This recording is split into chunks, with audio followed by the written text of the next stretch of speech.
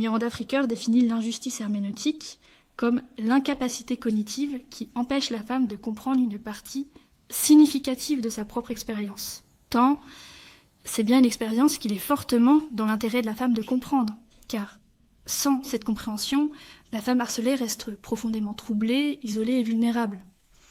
Son désavantage herméneutique la rend donc incapable de donner sens à la maltraitance qu'elle subit, et ce qui, à son tour, l'empêche de s'y opposer ou de mettre en œuvre des mesures efficaces pour y mettre terme.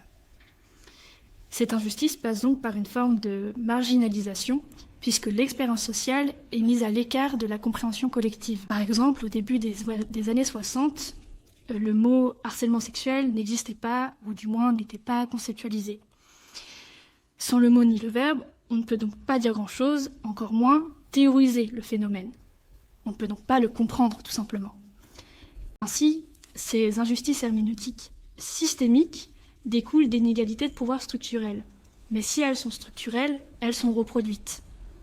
La reproduction des injustices par la marginalisation fait donc partie d'un cercle rétroactif négatif qui scelle les femmes à la marge. On peut dès lors souligner l'aspect très pratique de la thèse de Miranda Fricker, car la personne a un intérêt pratique à faire disparaître ces lacunes herméneutiques.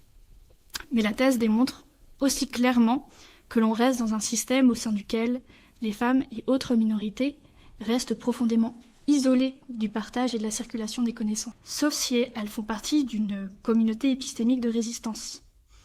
Le terme de résistance employé par José Medina n'est pas anodin, puisqu'il souligne le pan politique de notre sujet. Il s'agirait en effet d'opter pour une justice herméneutique fondée sur une justice sociale. Pour ce faire, nombre d'ouvrages se sont développés afin de favoriser le déploiement des connaissances et d'expériences collectives des femmes par leurs propres témoignages.